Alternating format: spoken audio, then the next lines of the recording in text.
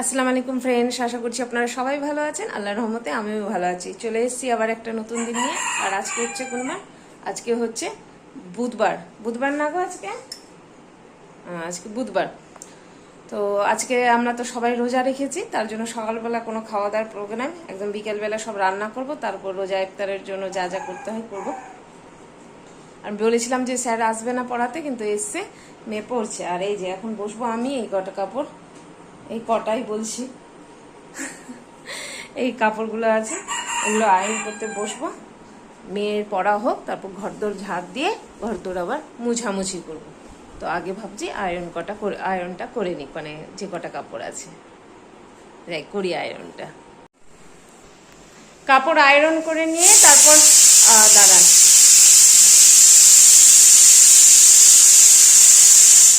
কাপড় আয়রন করে সব গুছগাছ করে নিয়ে ঘরদোর ঝাড় দিয়ে দিয়েছি। আর এই যে এখন নিয়েছি বালতি, এখন যাব ঘর মুছতে, ঘরটা মুছে নিই। আর ওদিকে যে সিটি পড়ছে, ওটা সকালে ডাল ভিজিয়ে রাখতে ভুলে গেছিলাম, তো ভাবলাম যে এখন ডালটা সেদ্ধ করে রেখে দিই।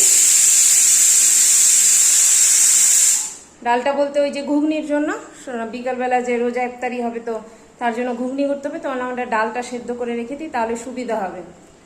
আর আজ বাজার থেকে নিয়ে এসছে মাটনটা ধুয়ে রাখলাম, একটু পরে বসাবো, এখন আর বসাবো না, একটু পরে মাটনটা বসাবো। আজকে আলু দিয়ে মাটনটা করব।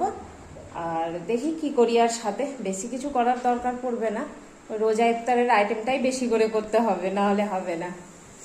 আর এখন তো শশাটা অত ভালো পাওয়া যায় না, তবু বললাম কর্তামশাই একটু দেরি হলো মার্কেট যেতে, আজকে যেহেতু মহরম, দোকানদাররা সব অনেক লেট করে অর্ডার করেছে, তো তার জন্য এখন গেল, এই যে 11টা 10 এখন বের হলো, তো গেছে। দেখি বললাম যে আসার পথে যদি শশা পাও তাহলে নিয়ে চলে আসবে। তো যে আমি ঘরটা একদম মুছে নিয়ে আগে, তারপর ডালটা মানে ঘুগনিটা নামাবো। ঘর দর তো মুছা হলো, আর মুছে নিয়ে ওই মেয়ের বেডশিটটা চেঞ্জ করে দিয়েছিলাম, সেটা কেচে নিলাম, হাতেই কাচলাম, যেহেতু সাদা তো একটু ভালোভাবে না ধুলে হয় না। আর এখন আসলাম একটু রান্নাঘরে কেনে আসলাম, এই যে মেয়েকে যে মাথায় তেল দিই, নারকেল তেলটা, তো সেটা আমি একটু রেডি করে তারপর দিই, শুধু নারকেল তেলটা দিই না। এই যে দেখাচ্ছি, এখানে রয়েছে কালো জিরা আর মেথি গুঁড়া করে নিয়েছি মিক্সিতে, আর দিয়ে নারকেল তেল, যে কোনো নারকেল তেল দিলেই হবে, দিয়ে এটা ভালোভাবে ফুটিয়ে নিব, ফুটিয়ে ঠান্ডা করে বোতলে ভরে রেখে দিব।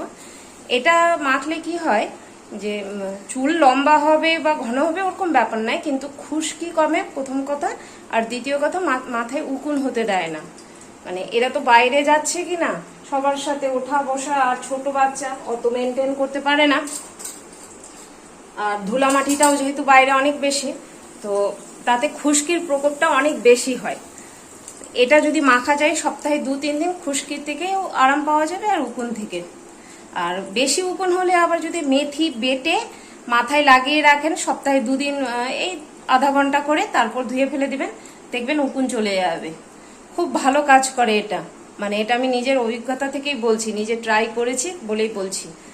আরো একজন আর হয়েছিল উকুন, তাকে বলেছিলাম যে এরকম করে এই তেলটা ইউজ করবে আর মেথিটা মাথায় লাগবে, ওরও উকুন চলে গেছে।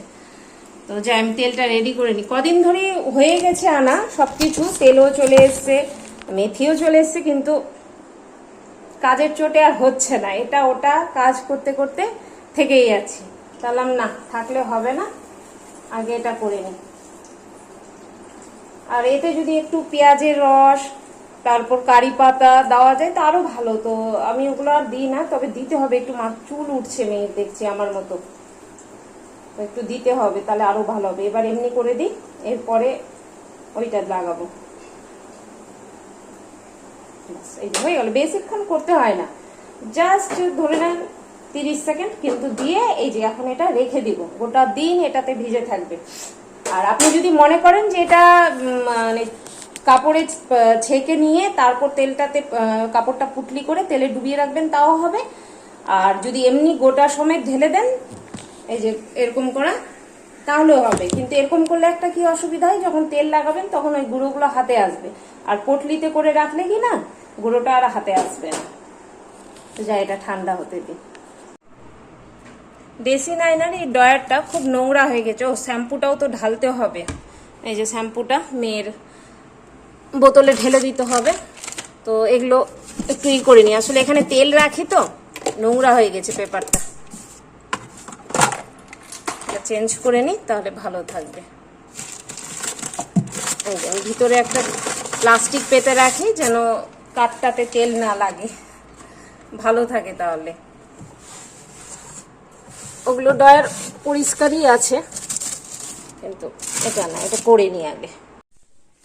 আজকে যা দিনটা করেছে, উফ মারাত্মক কড়া করেছে একদম, মনে হচ্ছে মানে ইচ্ছাকৃত তাপ দেওয়া হচ্ছে, এত কড়া। তার মধ্যে রোজা করা, মানে সত্যি খুব টাপ। আর কর্তামশাই তো বাইরে গেছিল, এসে নিয়ে আর উঠতে পারছে না, মনে হচ্ছে এত খারাপ লেগেছে শরীর, এসেই শুয়ে পড়েছিল, তারপর দিয়ে ফ্রেশ হলো।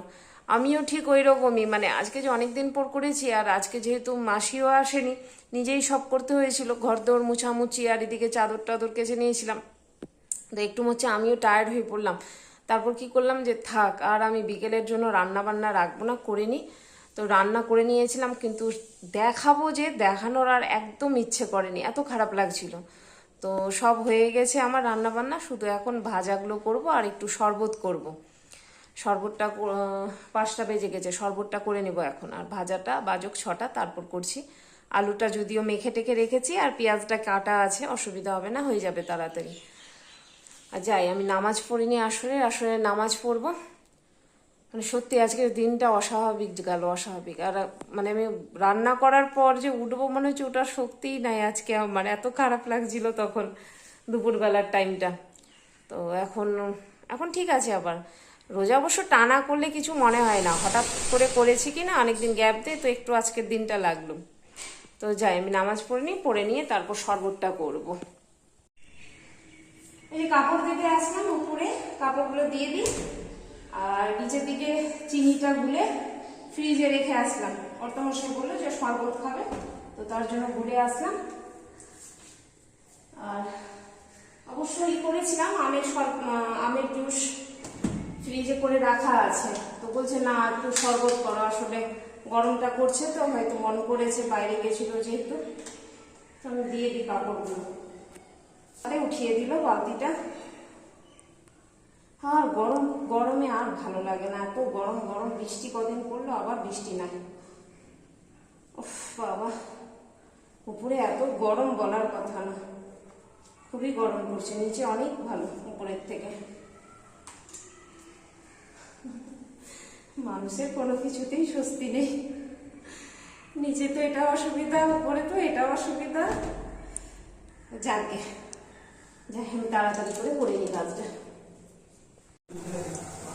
মোটেও না, কোনো গেম খেলা হয়নি বললেই হলো। এই পেঁয়াজি ভাজি, আর এখানে আলুটা মেখে রেখেছি, আলুর চপ করব। দিনের বেলায় যেহেতু এগুলো করে রেখেছিলাম কি না, এখন আর অসুবিধা নেই, শুধু ভেজে নিব গরম গরম। আস্তে আস্তে হোক, তারপর আলুটা। আর এদিকে এই যে শশা এনে রাখলাম বলছি, দেখছেন আমি আনবো, কর্তামশাই এনেছে বলেছিলাম যে, তো এখন নিয়ে আসলো, তখন আনতে পারেনি। আর এই যে লেবু নিয়ে আসলো, আর মুড়ি দিয়ে খাওয়ার জন্য ঘুগনি। হ্যাঁ, আজকে যা গরম পড়েছে তাতে ঠান্ডা জলও হয়ে যাবে, কমতি হয়ে যাবে। হ্যাঁ দিয়ে দিচ্ছি, খেয়ে নোক আগে। না টাটকা জল নিবো কি না, তখন কিছু হবে না, আবার টাটকা জল নিলে ওটা তো জল খেতে ভালো লাগবে। তো এই যে রেডি হয়ে পড়েছি, আমরা বসে গেছি সব একদম।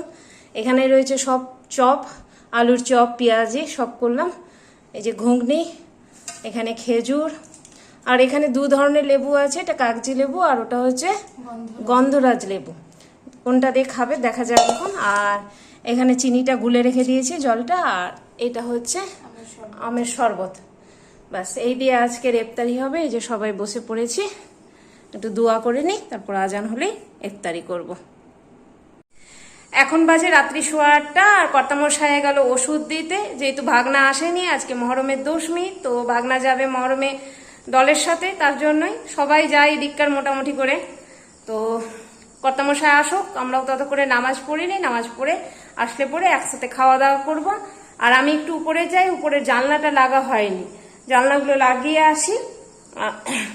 আর আজকে দিনটা এত কড়া করেছে, এই মশা এত কড়া করেছে কিনা মানে বলার কথা না। বাইরে মানে এই যে ফ্যান ছাড়া যে আমি আছি, মানে আমি বুঝতে পারছি যে কতটা কি লাগছে।